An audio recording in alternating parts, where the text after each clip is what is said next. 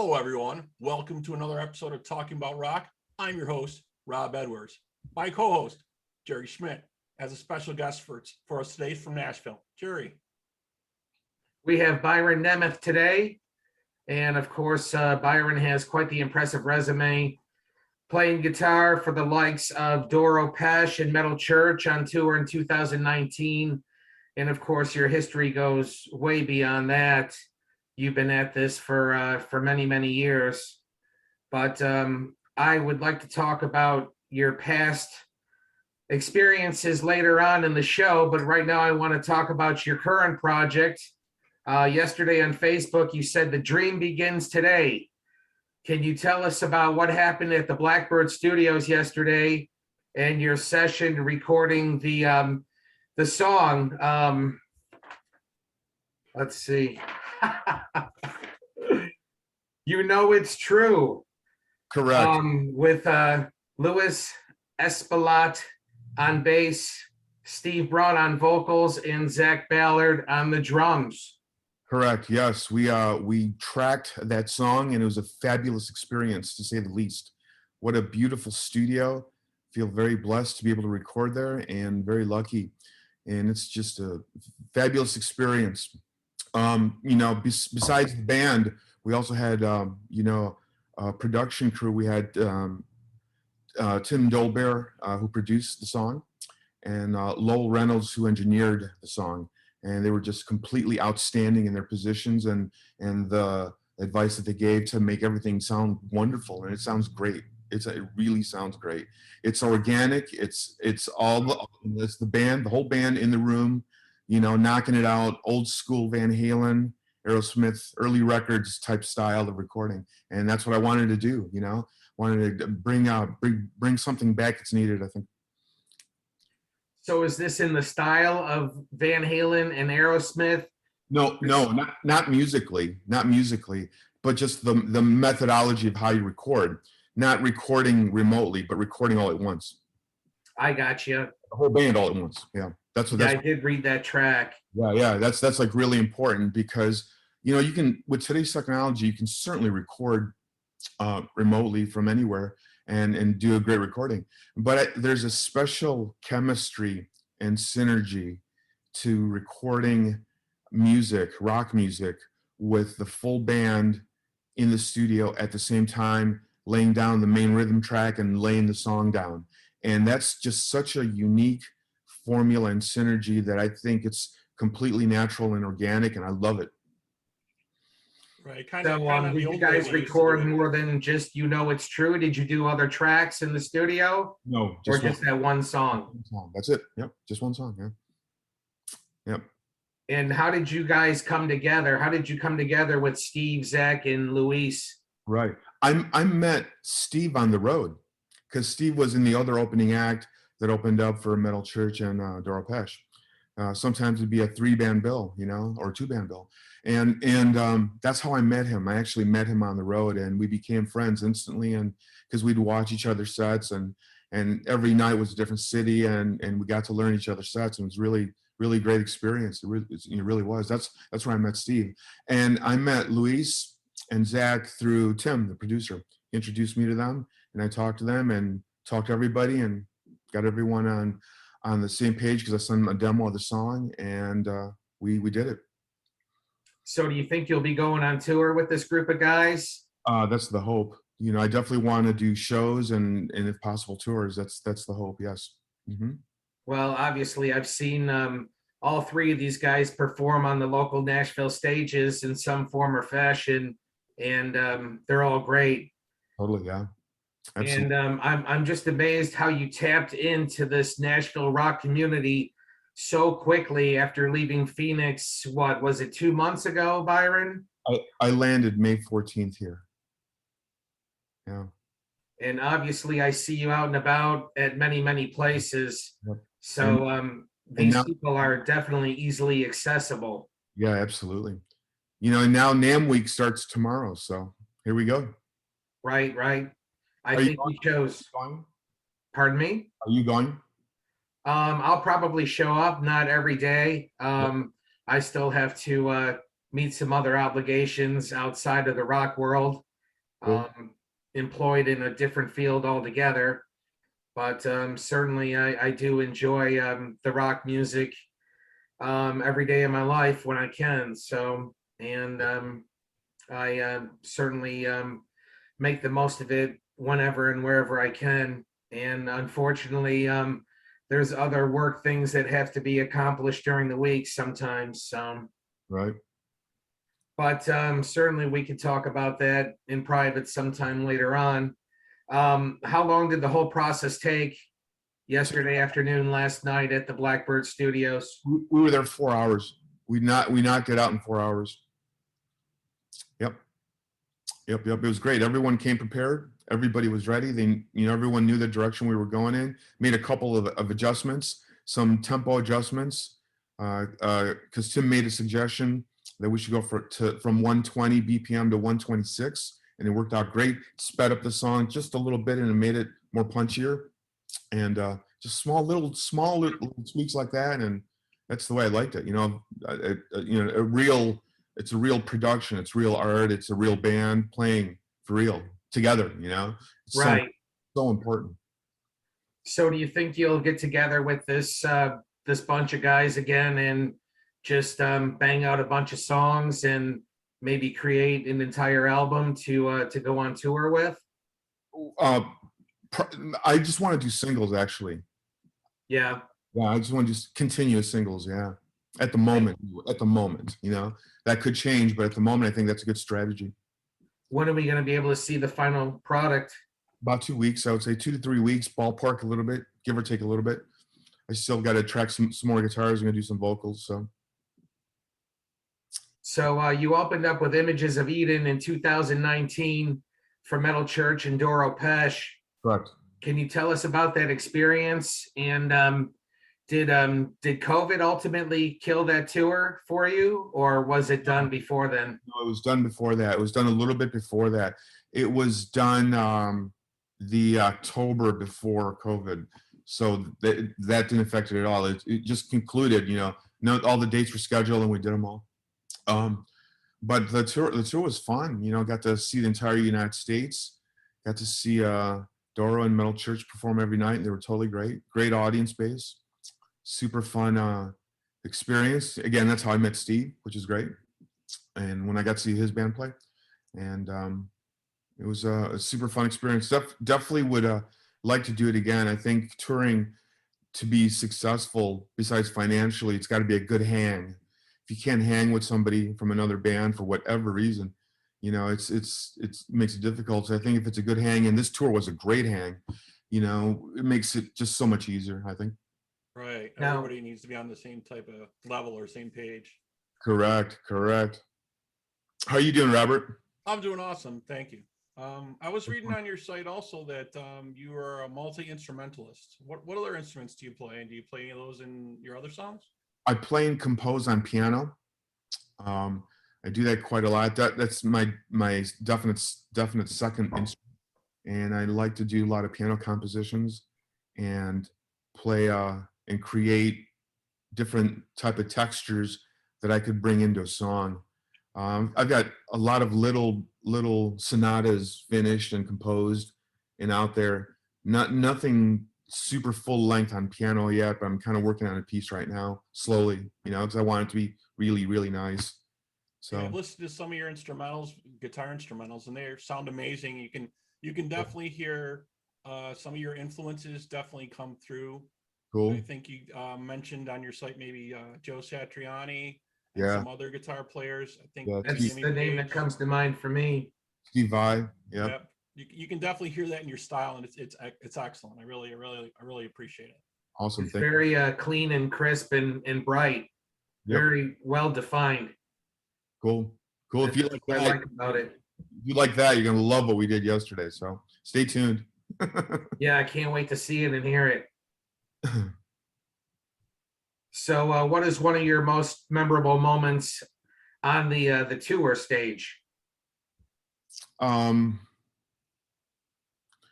Playing Reggie's in Chicago, because it was completely sold out. About 600 people packed to the gills, and the crowd was loving all of the bands through the whole night, and that was really great. Super great particular show out of the whole tour that I remember. Great fans. They took great pictures, great videos. It was great. The whole thing was great. Now I know Steve Braun has toured Europe. Right. Have you ever been overseas to play any shows? Not to play, but I've been overseas many different times, about 20 different times, to visit my father's family in Hungary. So I know the scene there very well because I've personally been there, but never to tour. I'd like to. I definitely like to. You know, I'm concerned to see what's going to happen with overseas touring with all of these changes in policy for whatever country feels that they need to change, because that makes touring very difficult when you can't move, you know, from one country to the next in Europe. So I hope all that can be resolved. Yeah, hopefully within a year or so here. Yeah, absolutely. It has made traveling rather difficult to go to Europe, where other places are a little less strict and are open already. Plus the whole Brexit attitude in Great Britain towards musicians is freaking ridiculous, you know, because it affects musicians greatly, I think. Yeah, it's not a good thing. It's not a good thing for musicians anyway. It's not a good thing. So that should be rescinded for sure. What the hell are they thinking, you know? Yeah, I'm sure it is creating an economic impact for the worst, not having entertainment and musicians over there, Right. which probably generates a lot of money for those countries. Totally. And just keeps a vibe happening in the world. Music is a healing power. You know what I'm saying? Wherever you are, doesn't matter. Wherever you are, it's like a healing power. If it's good quality music of whatever style, and if people can't hear that, can't have access to that, that's not good. Yeah, Exactly. absolutely. Yeah, It that's certainly kind of makes me feel better every day of my life. Exactly. yeah, that kind of goes with kind of why we started this show. We just wanted to, you know, kind of get out there and express this to everyone and to, you know, make them realize, you know, live music is still a thing. You know, things are starting to reopen. We're starting to see more shows here and there. Right. If you appreciate live music, you need to go out and support these artists and see Exactly. these shows. So Exactly. that's kind of why we started this show, to make people realize that and to bring them guests to speak to them and say there are live shows. Come out and check them out. And if you want live music to stay around, this is what you need to do. Right. Do you guys do any kind of a weekly listing of live shows or special events that you think are like super special and just promote them? So yeah, go ahead, Jerry. Go ahead. Well, I do post some stuff out there that's going on in the Nashville scene, Right. and Robert does the same with the Buffalo, New York scene, Right. which is our hometown where we grew up. Robert, how's the Buffalo scene? Tell me. The Buffalo scene's, you know, obviously, you know, kind of smaller. It's not as large as Nashville. Nashville seems to be the hub for some reason right now for music. Not just like we've discussed this on previous shows. Originally, it was kind of just a country music hub. Now it's like every type of music is kind of going on there, which is really cool. But yeah, Buffalo still has, you know, their local bands come and go. We don't have as many clubs as the bigger cities. But we do have, you know, the tribute bands that come through. We have, you know, we have a new arena.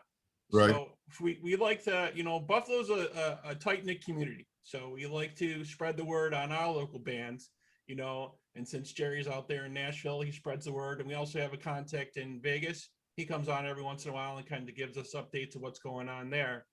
In the future, we'd like to try to maybe have contacts in other places, in other cities, to kind of give updates on that. Right. Around what's going on, which is kind of our goal long term. But for now, yeah, we just kind of list what's going on in our individual cities and kind of keep people updated what they can come and see. Cool. Well, Byron, that's certainly why you moved to Nashville, correct? Because it is happening here. Correct. You know what's happening to the city as I see like the whole big picture of the city, it's almost crossing, it's almost crossing like New York with Las Vegas at key times in each of those cities' time periods. Do you know what I'm saying? And it's kind of combining in downtown Nashville and just exploding almost. And I think it's creating a big synergy for artists. And I think that's you know, it's boomed and transitioned a music scene that was country into a now an everything music scene for every kind of music, which is fabulous. I think it really is.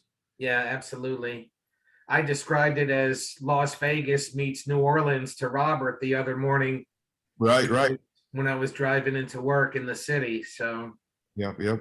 it definitely has that entertainment showcase feel to it, with Right. all the new complexes that are going up along Broadway and Second Avenue downtown. Right. The big high rises makes me it reminds me of New York City, you know, that particular thing. And that gives it, I think, that vibe too, kind of, sort of, you know, in a distant kind of way. So Yeah, it certainly has that feel to it. Not as towering as New York City by any means, but not yet, but at the rate that it's going, wow, you know, you never know. We can see 100, you know, high rises by next month, probably. oh yeah, they're going up every day. So you're genuinely a nice and humble guy. Every time I see you out and about on the town, how has this helped you get where you want to be? Just It just keeps me grounded. You know, that's it. It's no big mystery. It just keeps me grounded. That way I can focus on the music and the very large task at hand of finishing it, which is not hard at all. But then the marketing, and that's the hard part, you know, for sure. what kind of things are you going to do to market your Blackbird Studios video and performance yesterday?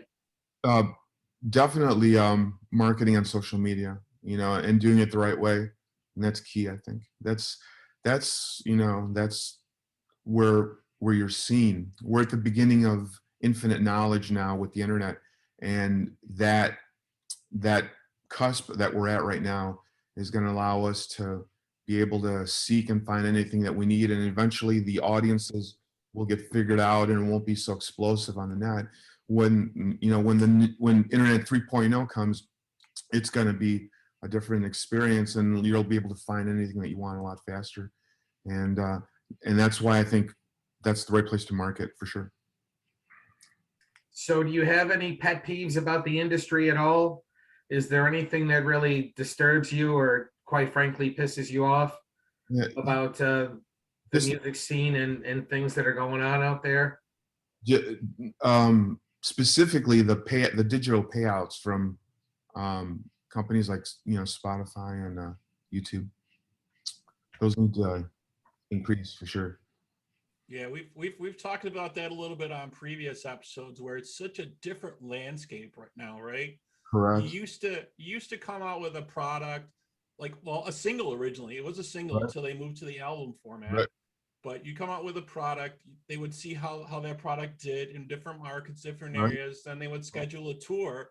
Now you don't have a product that comes out. Now, right, it streams wherever, like you said, Correct. on whatever streaming service, which is not fair to the artists. You guys definitely don't get your due on that at all. So Right. now we have shows where we have to you know, pay higher prices for that, and you have to choose who you're going to see, you know. Correct.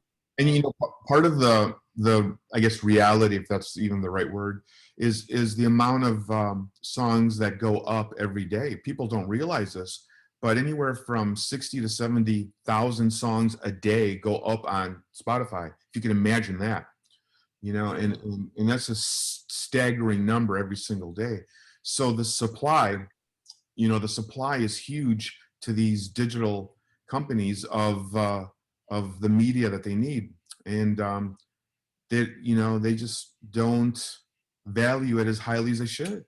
And there's no curation situation that can qualify good versus less good, you know, or good versus great. And somehow that would be needed, but I don't know how you could do that effectively where everybody agrees on it. But that's kind of what is needed, or you know, that's kind of the way it was with labels, even though the labels were corrupt.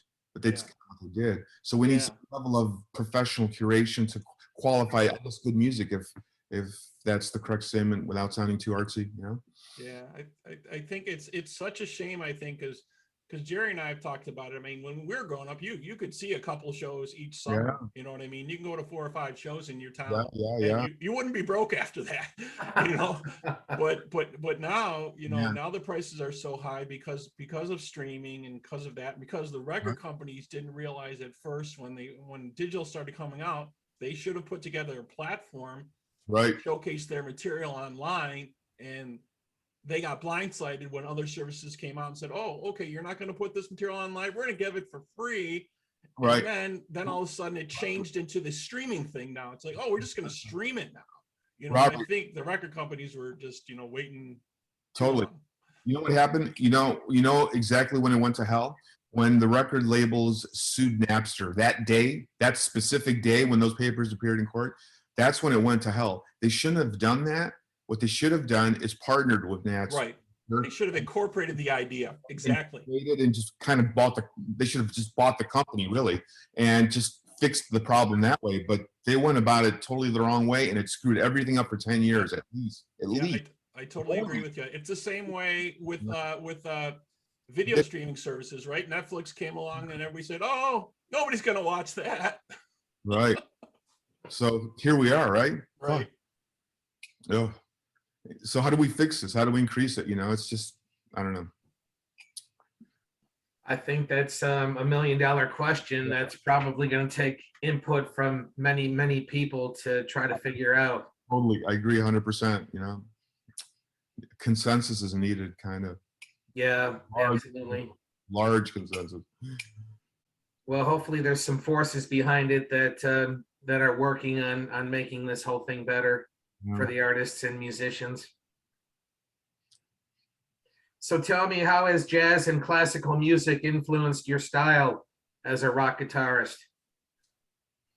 More ethereally than technically. That's how it's influenced it, for sure. Just the knowledge of the two styles help understand music as a whole, which helps me understand rock. And I can add small nuances taken from those two styles into it.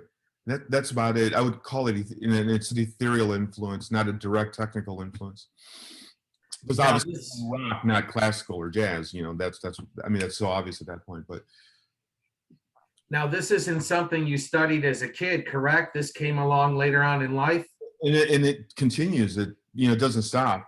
It's just ongoing, continuing education, because there's so much to learn from, you know, classical and jazz composers like Chick Corea, as an example. You know, in the jazz field, there's just so much to learn. You just never learn it all. You know, you just keep studying it all your life, and it becomes a part of your thing. You know. Now, something I read in your biography is that you were the first guitarist in a rock classical orchestra that featured ballet or dance. Can you elaborate on that and tell us about that? I found that pretty interesting, kind of like a rock opera theater kind of thing. Correct. Yeah, it was in 1997 in Cleveland. It was the Cleveland San Jose Ballet's production of Ozone Hour. Yeah, and Ozone Hour was this full-on rock musical play that had an addition of ballet into it, which made it even huger. Incredible production. And my position in it was playing the lead guitar in the band, in the play, in the production, on stage, in the back. And it was great. Totally great. Big, huge production, great crowds. It ran for a whole season, for like 22 shows. It was really, really nice. Were these original productions, or? No, yeah, absolutely. Yeah, this is all original composition by a composer named Richard Hendrickson, who was there, and who I chatted with in detail about what he needed me to do for his music, which was great. It was really good. Yeah. Yeah, I'll have to check out some of that stuff. It sounds pretty fascinating. It was like playing with a classical orchestra. That's the way he kind of viewed the orchestration of the band in the production. So he wanted that feel from the guitar. So that's kind of what I did. Well, I'm sure it had a rock edge to it as well, right? Yeah, totally. Yeah. Yeah, he wrote it with a rock feel, but he kind of added classical elements to it. So when can we expect you to play live? When can we see you out on the performance stage? Not until this video is released. This is a step-by-step process for sure. So and everything's gonna be done in a methodical way. And right now we're at NAMM, so nothing's happening until next Monday. Right, right. So I see that you recorded at Abbey Road Studios in London. I mastered there, not recorded. Mastered there. Yeah, there's a difference. Recording is what I did yesterday at Blackbird. Mastering is when you have a recording and you go there to add the mastering process, which is usually EQing more or some other type of compression to give it a bigger feel. And that's what I did with 2 albums there. What a great experience. You know, Blackbird is very similar to Abbey Road. Same type of complex type of feel. Studios, big studios next to each other, all in one large location. And both studios are just fabulous. I mean, fabulous all the way around, with great gear, great engineers, great producers, great mic collections, great everything. It's totally great, for sure. Well, it sounds like the 2 studios have something in common, and that's the Beatles. From what I was reading on your Facebook posts, I guess there was a lot of Beatles influences over at Blackbird Studios, as well as Abbey Road Studios, of course, in London. I think John named the studio after the Beatles song. Oh, okay. I think so. Yeah. That makes sense. John McBride, the owner of Blackbird. I think that's what he did. You know, because that makes sense. Yeah. I didn't quite make that connection at first, but yeah, that does make sense. There's cool Beatle memorabilia on the studio walls too, so that's kind of what made me think that. So what's been your favorite studio to record at throughout your history? I like them all. You know, they're all great for various reasons, for sure. You know, like when I recorded at Steve Vai's studio, that's a very guitar centric kind of a studio, so of course it just, you know. Right. That had to be like heaven for you probably there, I'm sure. Yeah, totally. I mean, it was like just designed for a guitar player, you know, hardcore, which is great. You know, a good studio needs to service everything, you know, but his is like, no, this is going to service guitar. It's like, oh, fantastic. No, it was great. Yeah, Vai's pretty insane on the guitar. He's one of my favorites. No, he's a musical genius, and he's a genius producer too. You know, it's like, wow. The bar is high for sure. Oh, absolutely. So is there one particular composition or work that you are most proud of that you've recorded or performed on? Current one I'm doing right now. Yeah. Good answer. Yes. Hey, did you go to that tour? Your shirt? I did not. I'm a little too young, so unfortunately I did not get to see him in my lifetime. What a fabulous band. Oh my God. I've seen him with Adam Lambert twice. Yeah. Unfortunately, I didn't get the real deal with Freddie Mercury. Right. He's great. If you get a chance, watch the 1974 Queen live at the Rainbow in London, 1974. It's available online. It's just freaking brilliant. It really is. Yeah. I do believe I have the CD. It's them at their peak, like, you know, rock peak, like a rock peak. It was so good. Just staggering how good it is. Yeah. Oh yeah, certainly one of the best, especially with the harmonies, the rock harmonies. Live tapes, you know, or before computers. It's like, wow, these guys are great. Well, I know Brian May is certainly one of your big influences. Yeah, absolutely. I love the guitar orchestration ideas he comes up with. I kind of want to do that in this recording a little bit, but this song is a little bit different than that type of feel, but maybe I can get away with like a little bit of it. So that's my goal. Well, I really love the song Engines of Thunder. Yeah. It really has a Joe Satriani feel to it. Yeah. And kind of reminds me of Satriani's Summer Song. Yeah. Yeah. I really like the flow on that one. Yeah, that was a fun song, fun video to do. Did that in Phoenix, of course, and right before I left, and we knocked that out, you know, real quick. So it worked out really well. So when you guys do bring lyrics into your instrumental compositions. No, and it doesn't, bring, doesn't work that way. No, let me explain. It doesn't work that way. okay. When I write instrumentally, that's what it's gonna be. Do you see what I'm saying? Right. When I write for vocals, that's specifically set up and started that way to write for vocals. I don't write instrumental and then try and add lyrics to it. That's not the way the art flow is, so to speak. You know, it's dedicated one or the other for sure. So Yeah. who wrote the lyrics for You Know It's True? You or Steve Braun? No, I did. I wrote. Okay. Yeah, I wrote the lyrics, and then I'm gonna get together with Steve next week, and we're gonna tweak some of the vocal melodies and a little bit of the arrangement. You know, So when you do write the lyrics for a song, what are some of the themes that that you like to write about? What inspires you? What are some of your subjects for your song lyrics? just humanistic reality of any situation you might be in, and just trying to see how that's reality and how you can figure out anything that you want to do and do it. You know, it's about self-empowerment pretty much. Well, I think you're a terrific guy, and I'm certainly glad to meet you here in Nashville. Thank you so much. You are definitely an asset to this community, and certainly I enjoy talking to you every time I see you out and about.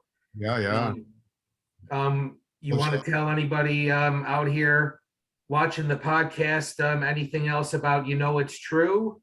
Anything you would like our audience to know about when this is going to hit and when we can expect to see it? And just that everyone should just keep watching social media, and I'll make an announcement once it's ready.